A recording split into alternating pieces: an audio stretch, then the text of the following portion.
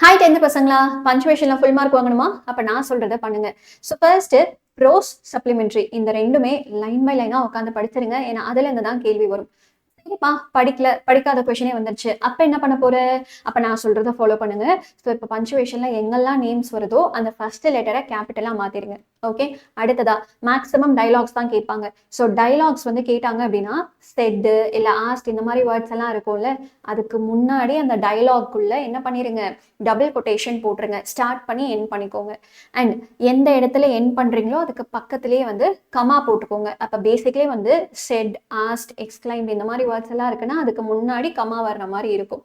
So இதை பண்ணிருங்க. கடைசியா இந்த சென்டென்ஸோட லாஸ்ட்ல அது ஸ்டேட்மெண்டா இருக்குன்னா ஃபுல் ஸ்டாப் வச்சிருங்க. இல்ல எக்ஸ்கிளமேஷன் தேவைப்படுதுன்னா எக்ஸ்கிளமேட்டரி மார்க் போட்டுருங்க. மேக்ஸிமம் இவ்வளோதான்டா.